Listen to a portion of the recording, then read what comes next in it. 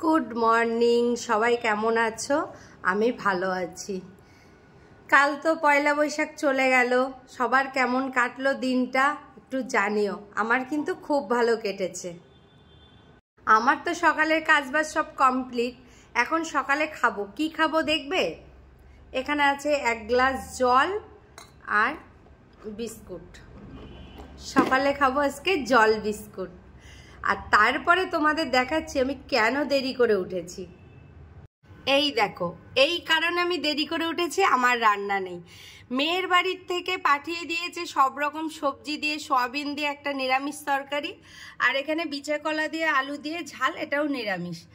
আর আমার কালকের মাংস আছে, এই জন্য আমি দেরি করে উঠেছি।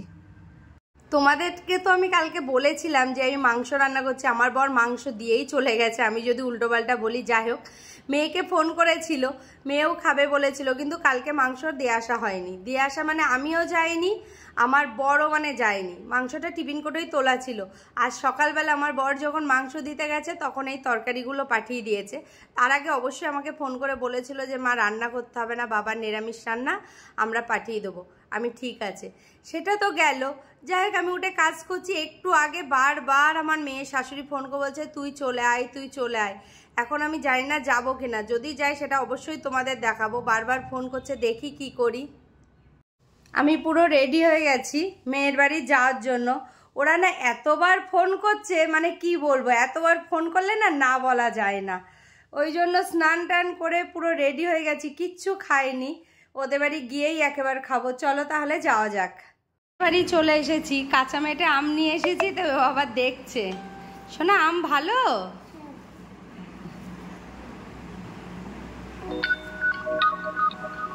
আমি যখন আসছিলাম অটোর মধ্যে ছিলাম, তখন থেকেই বৃষ্টি হচ্ছে, 1-2 ফোঁটা বৃষ্টি।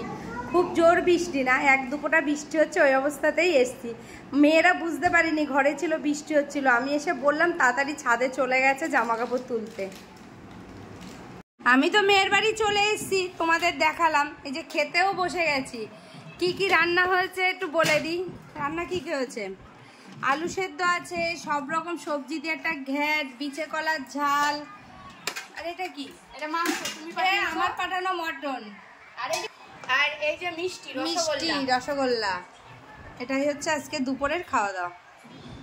গুড ইভিনিং, সবাই কেমন আছো? দুপুরে খাওয়া দাওয়ার পরে একটু শুয়েছিলাম সবাই।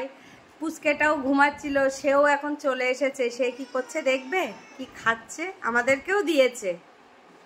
শোনা, তুমি কি খাচ্ছ?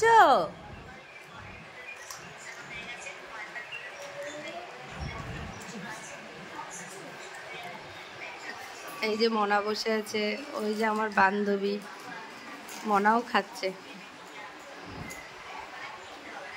আমি আসার সময় কাঁচামাইটা আম নিয়ে এসেছিলাম, তোমরা দেখেছো।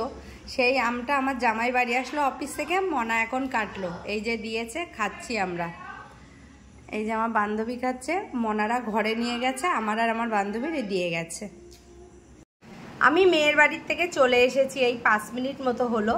ওখান থেকে মেয়ের বাড়ির পাশে একটা পার্লার আছে, আমি না হলেও 8-10 বছর তো হবেই আমি ওই পার্লারে যাই। খুব ছোট একটা পার্লার, ওখানে আমি ভুরু তুলি, ফেসিয়াল যদি কোনো সময় করি, যাই করি না কেন, মানে ওই পার্লারে। আমি মেয়ের বাড়ির থেকে বেরিয়ে ওই পার্লারে গেছি, গিয়ে ভুরুটা তুলে এসেছি। কেমন হয়েছে বলো?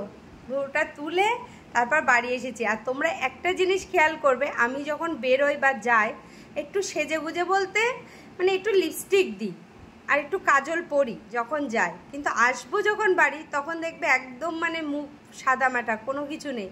তার কারণ আমি ওদের বাড়ি থেকে পালিয়ে চলে আসি। নইলে বাচ্চাটা মানে আমাদের সোনা দেখলে যে কি কান্নাকাটি করে বিশ্বাস করবে না। যে দিদান যাব বলে বহুত কান্নাকাটি করে। ওই জন্য ওকে ওর মানে লুকিয়ে কোনো রকম ড্রেস পরে পালিয়ে চলে আসি। আমার বর তো রাস্তায় ছিল, বাড়ি আসার সময় এই আইসক্রিমটা নিয়ে এসছে, অরেঞ্জ। এটা আমার খুব ফেভারিট একটা আইসক্রিম, দাম খুবই কম, কিন্তু আমার খুব প্রিয় একটা আইসক্রিম। দেখো এই আইসক্রিম আমার ভীষণ প্রিয় একটা আইসক্রিম।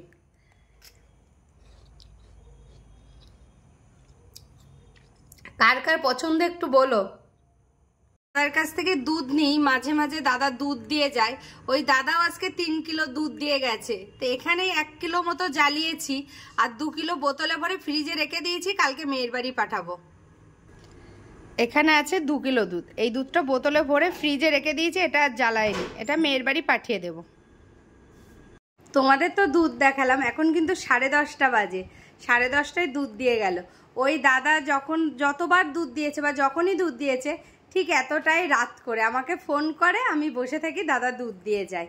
চলো আজকের ভিডিওটা তাহলে এই পর্যন্ত। সবাই ভালো থেকো, সুস্থ থেকো। আমার ভিডিও যদি তোমাদের ভালো লাগে অবশ্যই লাইক, কমেন্ট, শেয়ার আর সাবস্ক্রাইব করতে ভুলো না কিন্তু। Bye bye, good night.